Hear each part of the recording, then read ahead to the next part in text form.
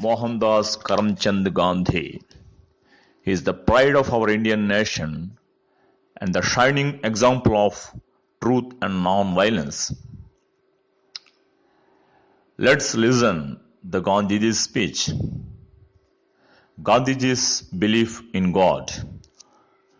There is an indefinable, mysterious power that pervades everything. I feel it, though I do not see it. It is this unseen power which makes itself felt and yet defies all proof, because it is so unlike that I perceive through my senses. It transcends the senses, but it is possible to reason out the existence of God to a limited extent. Even in ordinary affairs, we know that people do not know who rules or why and how he rules. And yet they know that there is a power that certainly rules.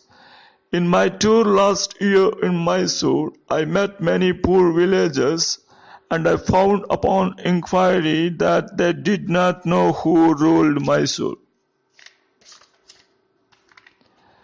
They simply said some God ruled it. If the knowledge of these poor people was so limited about their ruler, I who am infinitely lesser in respect to God than they to their ruler, and need not be surprised if I do not realize the presence of God, the King of Kings. Nevertheless, I do feel, as the poor villagers felt about Mysore, that there is orderliness in the universe. There is an unalterable law governing everything and every being that exists or lives.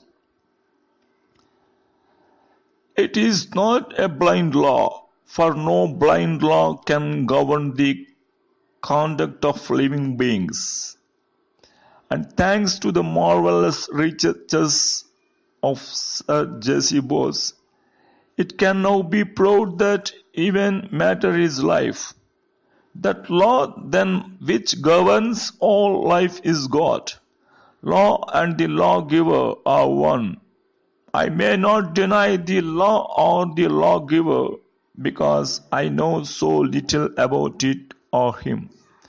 Just as my denial or ignorance of the existence of an earthly power will avail me nothing, even so my denial of God and His law will not liberate me from its operation.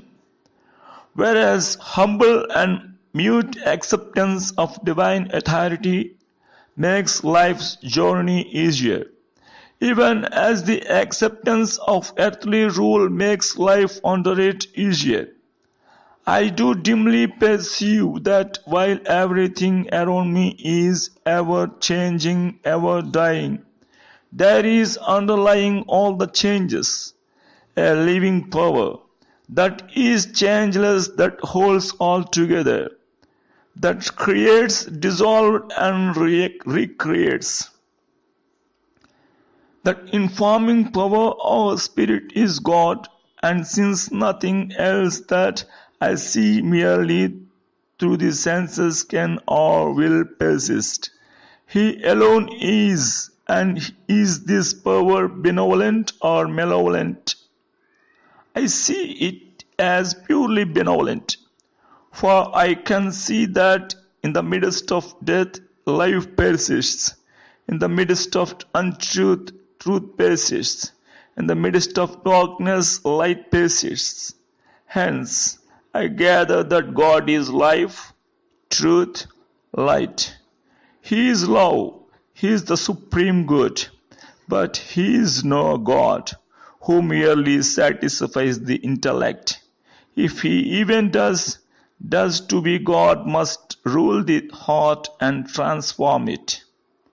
He must express Himself in every smallest act of His votary.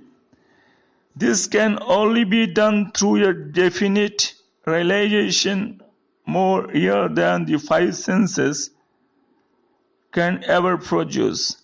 Sense perceptions can be and often or false and deceptive. However real they may appear to us, where there is realization outside the senses, it is infallible. It is proved not by extraneous evidence, but in the transformed conduct and character of those who have felt real presence of God within. Such testimony is to be founded in the experiences of an unbroken line of prophets and sages in all countries and times. To reject this evidence is to deny oneself. This realization is preceded by an immovable faith. He would in his own person test the fact of God's presence, can do so by living faith.